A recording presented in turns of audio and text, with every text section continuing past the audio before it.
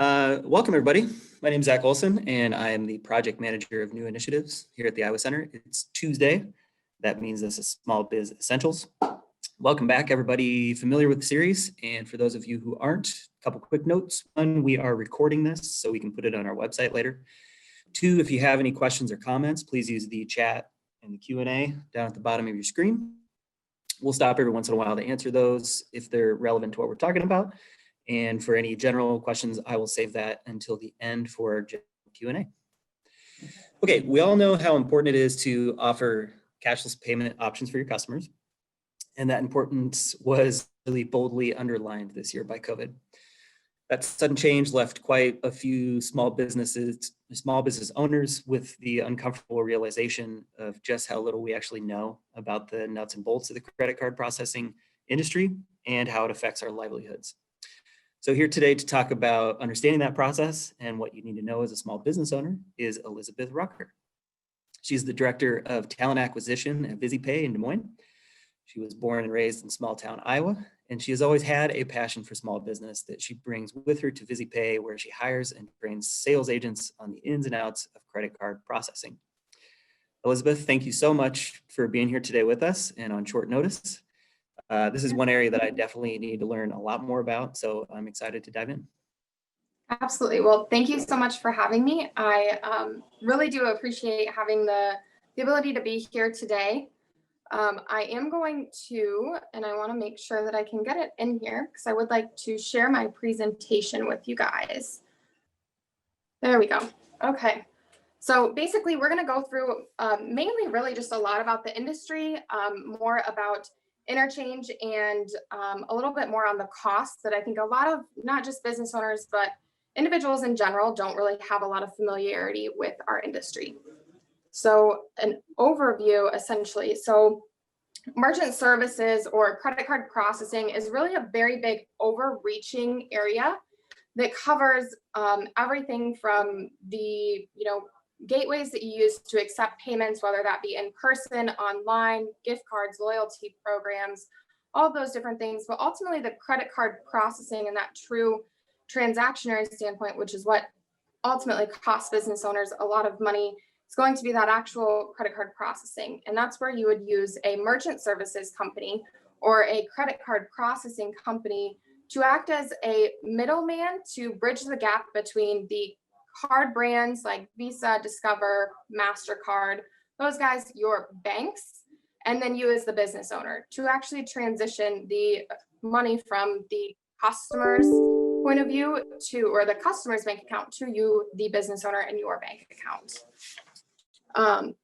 So how exactly does merchant services work specifically? You're going to go ahead and you're going to swipe the customer's card, whether you're swiping, inserting, entering it manually. You're going to take the customer's card information. Then the payment processor, in this case, for our example, would be us, VisiPay. We transmit the data. We check with the customer's bank before accepting or denying that those funds are available either through a line of credit or through their bank account if it's a debit card. Then that customer's bank is going to approve or deny the transaction. All that's going to bounce back to you as the business owner. And then once that purchase is approved, the payment processor takes the appropriate fees, in this case, the interchange, which we're going to talk about here in a moment. And then we deposit the remaining funds out of that amount into your merchant account or your bank account that you as the business owner have set up. So again, that's very, very just that process of every time that you accept a card, it goes so fast, it's lightning speed, but that's really what's happening behind the scenes and all of that information processing. So a little bit behind the industry and why accepting credit and debit cards or all of those fees are really expensive. So ultimately, if you look at it, credit and debit cards make up about 80% of business sales this year. Just like Zach was just talking about, that number has definitely increased. I think that 80% is from 2018, 2019. And here in 2020, we have absolutely seen that number go up. But whenever a business accepts cards, there are fees involved. That fee, there are many, many different parties involved. And I think that's another confusing point on a business end. There are many different parties involved that need to make money on that transaction. So you have your actual card brand, examples being Visa, Discover, MasterCard, American Express. You have the acquiring bank or the issuing bank. Then you also have the processor itself. So in this case, us, VisiPay. So all of those different parties are involved in that transaction, and ultimately they're all going to need to be able to profit something off of it. Unfortunately, that is where the business owner ends up footing so much of that bill. And it really does add up over time. But understanding more of where those fees are coming from can help businesses actually cut back on those fees and make it easier to understand and know where you can save money. So really the percentage or the interchange that we're going to talk about next is set by the card brands. So interchange specifically refers to the card brands or card issuers' cost of acceptance. So Visa, MasterCard, American Express, they all pick specific rates for each of their cards. Those rates are going to depend on different factors from their end. Main things are going to be whether it's a debit or a credit card. So whether they have any skin in the game. I mean, if it's a debit card, Visa, MasterCard, other than wanting to make a profit, they don't have a lot of risk involved. So those costs are typically going to be lower. Now, if it's a card that has many different benefits like flyer miles or cashback rewards, those types of things, those cards are typically going to be more and more to accept or cost more and more to accept because that card brand is giving more option or giving more benefits to the customer. So each and every card, it doesn't matter what processing company you are using, ultimately that interchange rate has to get paid. So the way that those rates get paid, that's going to be the next big thing that we talk about in terms of pricing. So that's really where your different card issuing or credit card processing companies are going to be able to help assist you in how you pay off those fees. There's no if, ands, or buts or avoiding those fees, but you can adjust how you are taking care of those fees. And there's not really a one size fits all option for the pricing that you want to look at as a business owner, or the what might fit, customer A or business A is not going to fit business B. So to give you kind of an overview of the different types of pricing available out there on the market today. The first one is going to be flat rate pricing. First top of mind comes that everybody thinks of is going to be Square, which we are going to go into a little bit more detail on. There's flat rate pricing. There is tiered pricing, interchange plus, surcharging, and then cash discount program, which is a little bit newer to the market as well. But we're going to go through that here in just a moment. So let's start with flat rate pricing. Again, like I said, the ease of access of Square and the different, their branding towards small businesses has made them top of mind when it comes to processing for small businesses. They've done a fantastic job of really target marketing there. So basically the way flat rate pricing works is you're going to pay the same fixed rate fee per transaction no matter what type of card is accepted. So for this example, Square's flat rate pricing is you're going to pay 2.6% and 10 cents per transaction for every single payment that goes through. And I do apologize, that should not say online payments there in that second bullet. But those rates are not going to change. It doesn't matter if you're accepting a very simplistic debit card or a more higher end credit card with all of the bells and whistles like cashback points, etc. You're going to have that same flat rate. Now with this fee structure, you're gonna pay that. It's not going to matter what type of card, but it may be different depending on how you're accepting the payment. So again, another example is online payments would be a little bit higher because there is more risk involved. It would be that 2.9 or 30 cents per transaction. So again, flat rate pricing is going to be great for somebody who is looking for simplicity. They're not, they don't want that fluctuating rate. They want to be able to know exactly what they're paying, no ifs, ands, or buts about it. That's what they're going to pay per card every time a card is swiped, etc. The thing with flat rate pricing is that 2.6 is, or in this example, 2.6 is higher than some card brands.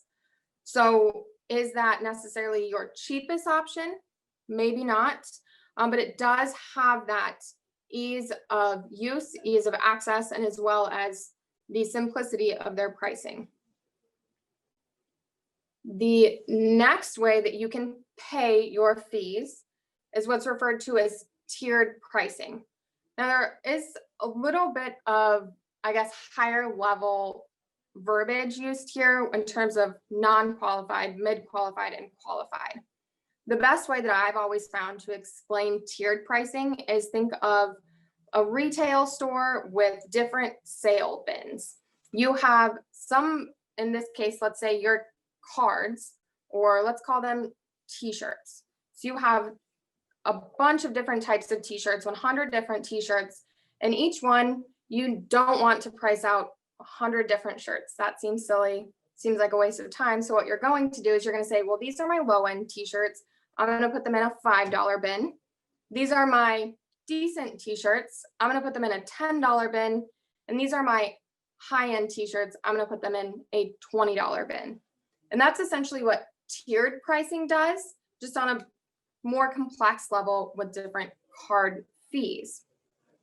So that's going to, instead of saying, $5, $10, or $20, it's going to put them in qualified, which is going to be your lowest fees. You're not going to have the super high percentages. You're going to put in mid qualified, which is going to be your kind of middle of the line cost, and then your really expensive cards are going to be put in that non-qualified, and some of it's going to depend on how the card's accepted, but most of it's really going to come down in its most simplistically explained fashion will be they're going to fit in one of those three categories, and you will be laid out pricing for each of those three categories. So very similar to flat rate pricing, but rather than having one, you're just going to have three bins or three tiers, and it will fall into one of those tiers. The third way that you can pay for your processing fees, or the pricing structure you can be put on for your processing fees, is referred to as Interchange Plus. Now, the Interchange Plus pricing is transparent if done right. Basically, what they're going to do is they're going to take the interchange, which is the price that's set by your card brand or association, and then you're going to pay that fee plus a little markup for the card processing company. So in this case, us as VisiPay, our Interchange Plus pricing model takes the cost of the card, and then we add a little bit on for our profit, and then you pay that total amount as the business owner. It's usually expressed as a percentage and a fixed fee. So in this case, 0.35% and 10 cents would be your Interchange Plus model, and that 0.35 is the plus portion, and the interchange is going to fluctuate with every single card accepted. Now, it is probably the, typically speaking, most cost-effective way for the, what I would refer to as those first three that we've gone to in more traditional standpoints where you're paying the fees as the business owner. That Interchange Plus is going to typically be the more cost-effective way of paying those fees. Again, it's going to be the least predictable one because that interchange rate will change with every single card, but you are getting much closer, or getting as close as you can, to true wholesale pricing. The next way that I'm going to talk about, and this is where you can actually start, depending on the states that you're in, you can actually begin to start to offset some of your processing fees. So those huge fees that you pay every single month, you with these next few programs, you can begin to actually relieve some of that off of the business and pass it along to the customer. So surcharging is where you're adding on a small fee. In this case, in most cases, it's going to be done as a percentage. Now, there are laws in place depending on the state that you're in, but in all 50 states, you cannot go above a 4% markup. So in this case, surcharging, you would add a small fee, or in this case, let's say you're going to go the max amount. You're going to go 4% on all of your credit transactions. So when a customer comes up to pay let's say a sandwich deal. So you've got a $10 sandwich deal. It's on your board, on your menu as $10. Your customer's going to get up to the register. They're choosing to pay with credit. You would have all of the proper signage posted saying that they're going to incur a service fee or a surcharge that's going to, as the total comes up, it will include it. It will say 1040. It will read that way on the receipt as sandwich deal, $10, service fee plus, in this case, 4% or 40 cents, total $10.40. So with surcharging, it is legal in the state of Iowa. Again, you're adding a cost to your credit card transactions and your debit card transactions. You as the business owner are still going to foot the bill for those debit card transactions. But again, surcharging is a great way to utilize some cost savings for a business in order to offset those credit card fees. Usually you're going to save about 40 to 60, somewhere around the halfway point of your total processing bill. Again, another option that is out there on the market is that surcharging program where you're adding a fee. Now, the next pricing structure we'll talk about is the cash discount program. Now, basically the way cash discount is going to work is it's going to implement a small price increase across the board to all customers. And then you're going to give the cash paying customers an incentive or a discount to pay with cash. And the way it works is there actually is a technology involved. There are several different companies out there who utilize this program a little bit differently depending on, how they use the proper signage, what verbiage they use. But ultimately what it's going to happen is when a customer pays with a card, the technology is going to isolate that price increase and pay off the processing fees for the business owner. So what you're doing is you're passing all of those processing fees on to the customer in a discreet manner while incentivizing the customers who choose to pay with cash. And typically, rather than having a fluctuating bill that is going to change every single month, it's going to change with the type of cards you accept. What you're going to have is just a small flat monthly rate. I listed ours down here at the bottom. So for example, for a small merchant, you would pay 25, a mid-sized merchant would pay 50, and a slightly larger merchant would pay 100. But basically it takes all of that processing and puts it into an unlimited amount, and you're only paying that small flat monthly fee because those customers are all paying for the processing fees with every single transaction that goes through. A lot of people ask questions about the cash discount program. It is newer. I would say somewhere in the last 6 to 4 years, it's really come more broadly into our market. So there's still a lot of business owners who've never really heard of that. So a lot of things that we hear often is going to be, why would the business increase it? I mean, you're passing it along to the customer. That feels like you don't want to do that. But really, if you think about it as a business owner, all of your other costs of accepting cards, whether it be, other than accepting cards, let's say a sandwich, you are building in the price of the bread, the meat, the vegetables, everything that goes into your sandwich, your labor, all of that's built into your prices.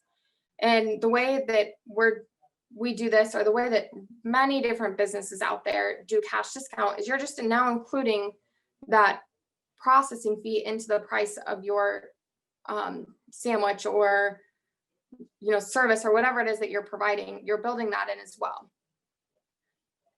And really, I think the best way that I've ever heard the reasoning behind cash discount explained is, let's say you are a business owner, and as much as that processing fee is such a small percentage, a teeny tiny bit, ultimately for you as the business owner, it adds up quite a bit over time. Whereas for a customer, that teeny tiny percentage isn't going to make a huge difference. Best example would be, let's say you go out to happy hour with your coworkers after work. Now, if you buy yourself a drink, it's $4-5, not a big deal, no problem. Now you buy a round, all of a sudden you're looking at $100. Now that was a big difference. Now, if everybody paid their own little individual drink, that's such a small amount, it doesn't affect everybody's wallet. But if you pay for everybody's, then it does affect yours. Now that's what you're doing as a business owner. If each customer pays for their own processing fees, it's such a small percentage on their end. But if you pay for everyone's fees, ultimately that cuts into a big chunk of your wallet. So that's really where the cash discount program is going to help offset that, pass that along to the customer, and save you as the business owner the most money. It's kind of overview, and there are many different ways to pay the different processing fees for all of the cards, but ultimately it's how you are assessing those fees, whether it's through you're paying them in some traditional sense, through interchange plus tiered or flat rate pricing, or you are passing along to the customer in some manner through a cash discount program or a surcharge. So there are many different companies out on the market. All of them have different ways of doing the processing. Ultimately, they're going to fall into one of those different 5 pricing programs. But beyond that, you still need to look at other factors that are going to affect, other than price. I think anybody who's a business owner knows that there are many, many different factors beyond pricing when you're looking at partnering up with a business. So when it comes to finding the best processor, one thing that I always like to focus on, I know I've spent most of the time so far talking about different pricing models, but I think transparent pricing is such a big factor. For those of you who might not be unaware, we are actually the least regulated financial industry that there is. So, loans, mortgage, stockbrokers, I mean, you name it, any financial industry, banking, they're all heavily, heavily regulated. The credit card processing industry, not so much. So unfortunately, that has allowed a lot of, I wouldn't go so far as shady, but it has allowed some definite gray areas in our industry with whether they're not being clear on their pricing, whether they're tacking on, additional pricing that you didn't even realize you were going to be paying at the beginning. I think the best example, I don't know if you guys have had a cable or an internet bill. Those, it always seems like you sign up at this nice big flashy price that says, we're going to save you a bunch of money. You've got the best deal. It's limited time offer for XYZ amount. And then you look 2 to 3 months later, and all of a sudden you notice that your bill has doubled or tripled, it seems like. That's ultimately what happens in our industry because there is no regulating factor that oversees how the credit card processing companies are assessing bills to business owners. So the best thing that you can look for when looking for a processor is that transparent pricing. Visit their website, make sure that the pricing is listed and any incidentals are listed as well. So not just their processing fees, how much they're charging you per transaction or what additional markup they're costing you, but as well as incidental. So PCI non-compliance is a big one that can really rack up, especially for small businesses that might not have all of the extra layers of personal card information, PCI, security layers in place. If you are non-compliant, that can add up yearly renewal fees or annual fees of any kind, they will throw crazy things in there sometimes, like a service fee or a software fee or different things that really ultimately, again, they're still telling you the price. They never changed the price, but they just added in hidden or junk fees. So make sure not only your pricing is listed, but you are clear on the incidental costs as well.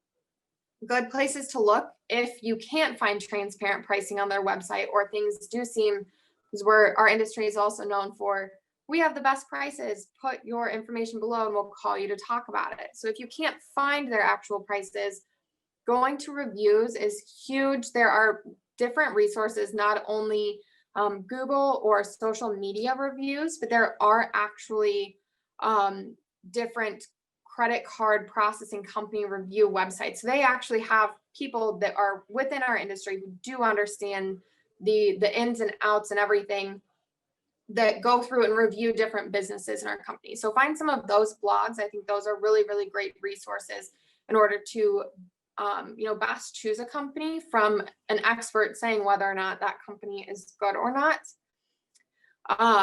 Another thing that I would definitely look for is their customer support. So I know earlier I spoke a lot to Square and their flat rate pricing.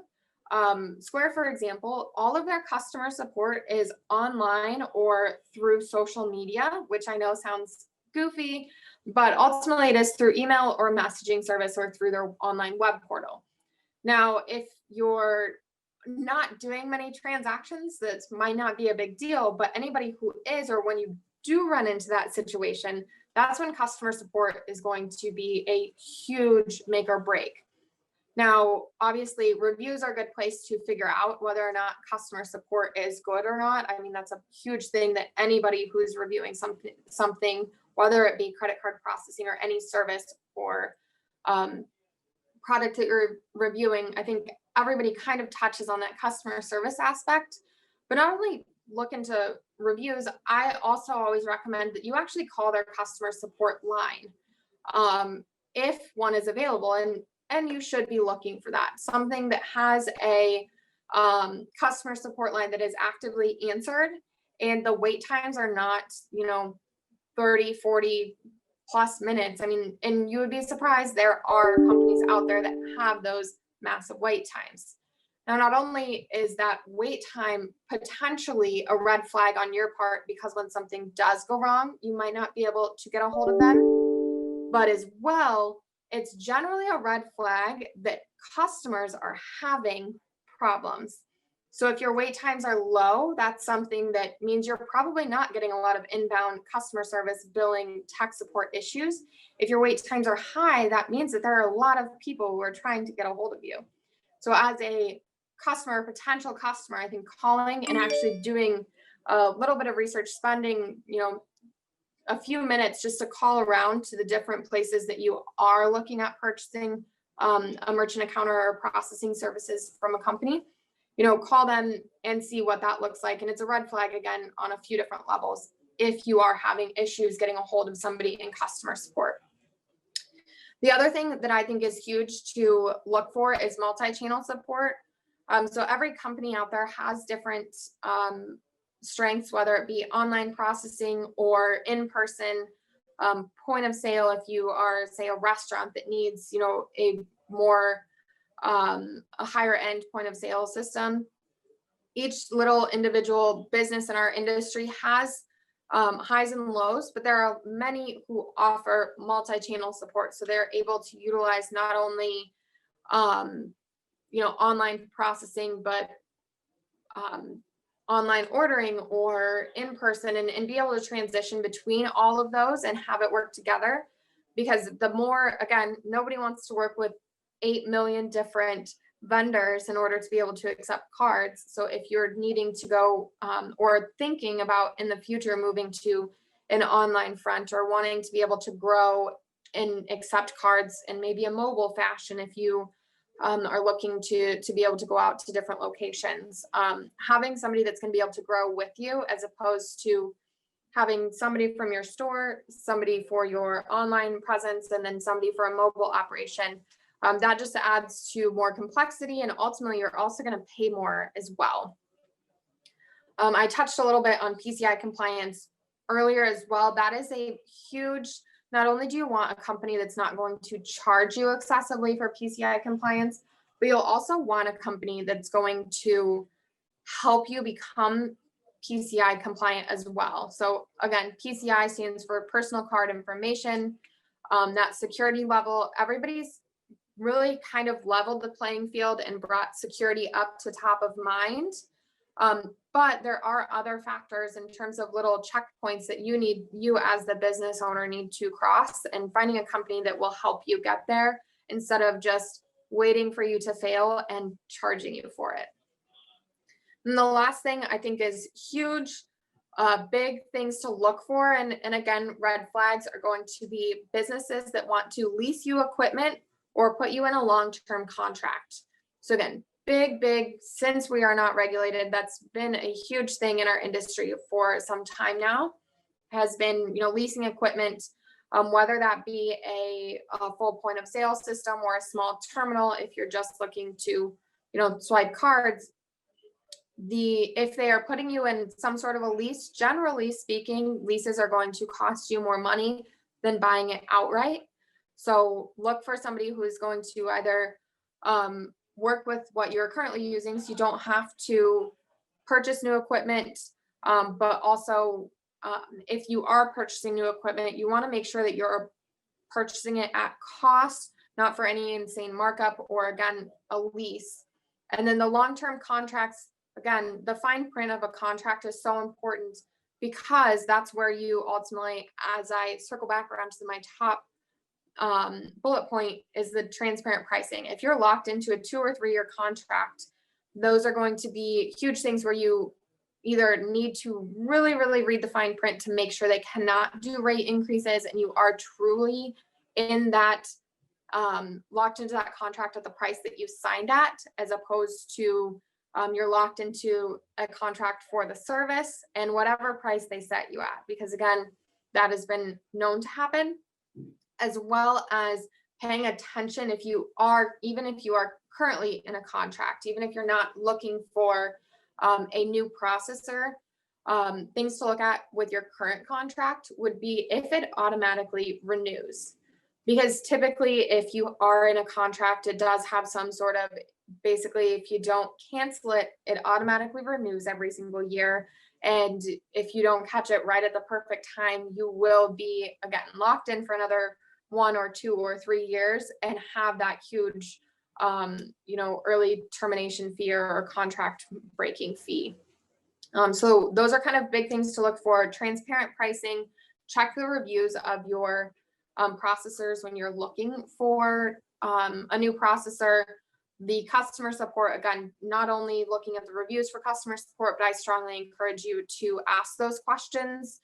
Who would be your main point of contact? How do you get a hold of them? And then test that as well. So actually call that number, actually reach out to that line to make sure that you are able to access a company that will grow with you in terms of the multi-channel support, if that's something you're looking for in the future. A company that's going to help you become PCI compliant and work with you there, not just charge you if you're not. And then paying attention to any leasing of equipment or long-term contracts, again, are huge. Not only red flags if they are trying to put you in a contract. A lot of businesses in our industry are moving towards no contracts. But if they are, make sure you are paying attention to the contract terms. Then other just factors to consider as you are looking at a business, how you're accepting payments is huge. Not only is that basically your customer facing interface, but whether you're doing it online, in person, you want to make sure it's going to work with what you are currently doing. The types of payments you're accepting as well. I think we've all kind of seen the transition, and big hype word in our industry has been contactless payments. Most new terminals on the market, whether they're new or maybe they're even middle of the line, are all equipped with contactless payments. So make sure that you are able to do that. I think that's going to be huge moving forward. But again, how you're accepting cards is really important to consider, to make sure that you are getting the right equipment and knowing what you need that equipment to do as well. And that again builds into the next, what type of hardware or software are you going to need? Many different industries many different businesses across our industry have several different options, from point of sale systems, countertop terminals, whatever it may be. Generally speaking, all the businesses are going to be somewhat in the same ballpark. It's going to be more specifically tweaks on what you need it to do, that are going to be the little kind of make or break it points between those technologies. And then again, pricing and fees. I think that's what I spent the most of the time focusing on, because I think that's ultimately the biggest cost involved in our industry. It's not the equipment, even though that's what comes to mind, because that is so customer facing. A lot of it has to do with the pricing fees, what those fees are for how you're paying them. Because again, no company out there, does not matter what they say, is going to be able to completely lower the actual interchange rates. Interchange are set by the card brands, and no payment processing company has the power to change those. So it's all going to be how they are implementing those fees and how your pricing structure is built around paying for those fees. So again, you've got flat rate pricing, tiered pricing, Interchange Plus are all traditional. So the business owner foots the bill for the fees. It's all how you're being charged. The surcharging, which is going to help offset the processing fees by about half. And then cash discount programs, again, newer to the market, or newer to the industry in general. But again, most companies are coming around to having different cash discounting programs. So it's all going to be what's going to fit your business best, and looking for the different options, because it's no longer a one size fits all pricing model. Our industry, especially over the last 5 to 10 years, has grown and developed many different pricing structures. So then the last thing that I always like to kind of end on is just really finding a processor that supports you. Shameless plug here, we do have a Look Local First program. It's really focused around supporting small businesses in general. We try to keep it as separate as possible from VisiPay, in the sense that no funds that are used in Look Local First through the sale of our stickers, their t-shirts, or promotional opportunities are ever used for credit card processing. Nothing of that. It's completely separate. But it's really just an advocate. We have a blog with different resources, even beyond the specific credit card processing. It also has different marketing materials. It's run by our marketing team. So they are really, really great at having those different points of views. So you have that Look Local First program. I think it's so important to support small businesses. As some of you may know, the Small Business Saturday, which we just had a few weeks ago, was actually founded by American Express, and American Express charges the absolute most. They're the highest cost in our industry when it comes to accepting cards. So I think having a processor that's going to also back you even beyond the sale of your business and looking to get into your bank account. So that is kind of that is the wrap up for what I have to show. We had a question come in. Am I a horrible person if I use Amex at the store versus Visa or MasterCard? So no, not a horrible person. Definitely. I even myself have an American Express card. So I think we're all not bad people for using it, but it does cost businesses the most money to accept. We have one in the Q&A from Eden. Is it safer and cheaper to set up credit card processing through my bank? Depends. So typically most, especially small banks, whether it be credit card or credit unions or small local banks, are actually going to be using a third party. Like we specifically, VisiPay, we have partnerships set up with banks where, as much as the business owner understands that they're working through the bank, ultimately it's going through us. So I don't know that it is necessarily cheaper. Ultimately, you're going to be using a third party, with the exception of Wells Fargo would be, they have their own merchant services department. But really, for the most part, if you're going through a credit union or a bank, you are still going through a provider. it's just fronted as the bank. And another follow-up question we had was, how does that link up to your bank account? So I think that kind of answers it. You will have between, for example, VisiPay and your bank, there will be Yes, a direct absolutely. connection. Yes, and whether you go through the bank or you go through specifically just say credit card processing, it's all, I mean, nowadays especially, it's also automated with next day funding and everything. It's no different than setting up, and obviously with some complexities, but on its simplest level, it's no different than setting up a direct deposit for your paycheck. You know, you are providing your business account banking routing information, and then we automatically deposit those funds in. Reading through the other questions here.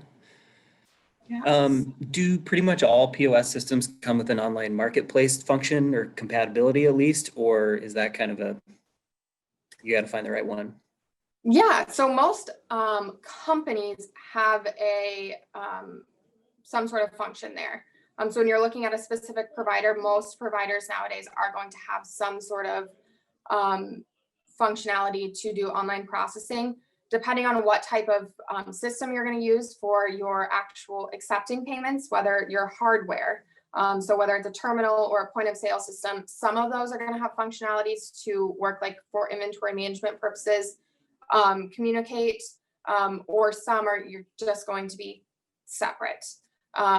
But again, almost every company has the capability to do both. It's just going to be depending on the system that you choose whether or not they'll communicate. Add that to your list of questions you should be asking when you're vendor shopping, right? Yes, yeah. We got another question from Chris in the chat. It is next to impossible to add a processing comp in QuickBooks since they have their own expensive and slow. Any workaround? Yes, so a lot of companies well, for example, we specifically work with QuickBooks. So rather than going through QuickBooks to get to your processing, you would go through your processor, and we add on using QuickBooks as a service. So that would be definitely something. Some companies partner with them, some don't. But specifically, that would be something that I would ask your processing company and then work through QuickBooks afterwards. It'll all link up. Ultimately, we're going to sync up any information that you have on there, rather than going to QuickBooks and then the processor. How strongly should business owners take into account what products they're selling and kind of A to that online based versus in-store and online, or just store? That's kind of an expansive question, but do you have any thoughts on that? Yeah, ultimately, I think, again, it's going to depend. I would say for starters, most companies are on a fairly level playing field when it comes to technology.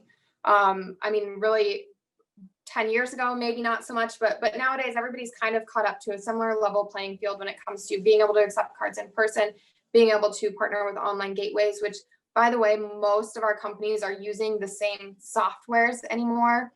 It's all just kind of linking together. So I think that is something that is more of an afterthought. I would focus more on the pricing service, and again, like SRP. So you have service rates pricing, or service rates products, excuse me. So I think service and rates are more important than the products, because most companies are on such a level playing field when it comes to products nowadays. But it is still a factor, especially if it's something that you already have a full website that's with a very intricate design. Making sure that it's going to be able to seamlessly transition in without having to change a bunch of stuff on the back end can be important. Again, usually an afterthought, but still a factor. So I was responding to Chris there, asking for some follow-up information. Is there a benefit to taking credit versus debit versus cash? Yes. Well, I mean, for one, you have no processing fees and you accept cash. I think that ultimately, and I think that that's something that we actually teach our sales reps when you go out and sell, being able to explain to people like what costs you more money, a cash paying customer or a credit card paying customer. By the way, it's your credit card paying customer, they cost you more money. So there is a certain amount of, there's no cost involved if you're accepting cash. That being said, typically debit cards are going to be lower to accept than credit, especially if you're looking at a credit card with all those bells and whistles like cash back, miles. I mean, any benefit to the card holder is going to cost the business owner more money. But yes, I guess as a business, it's going to be cash is cheapest, debit's middle of the road, and then credit cards are a little bit more expensive to accept. I know I worked in banking for about a decade before this, and we talked a lot about protection and credit cards versus banks. And so banks will always tell you, yeah, use your credit card. Yes. Because that's less for our fraud department to worry about. But overall, I can say if you have a fraud dispute, you're going to get your money recouped from a credit card faster, just because banks work kind of slow. They're like aircraft carriers. So from a fraud perspective, the biggest difference is credit cards will get your money quicker, and they're tend to be a little more lenient with fraud disputes. Absolutely. And ultimately, if you are accepting, I mean, as a consumer standpoint, I think that credit has many, many benefits. If you're accepting cards online and it's all going to run through as credit, whether they're using a debit or credit or not, from a processing standpoint, it's all viewed as debit, or it's all viewed as credit. So I don't think that there's much focus that needs to be put on, well, it is cheaper to accept debit cards. Well, yes, but ultimately nothing that you do is going to change consumer habits, you as the business owner. So that's why I think it's just important to know how to focus on those fees, and how those fees are priced, because again, doesn't matter what, I mean, we specialize in a cash discount program that incentivizes customers to use cash. And ultimately it doesn't change any consumer buying habits. It really typically does not change any consumers to buy more cash or to spend more cash than using a credit or debit card.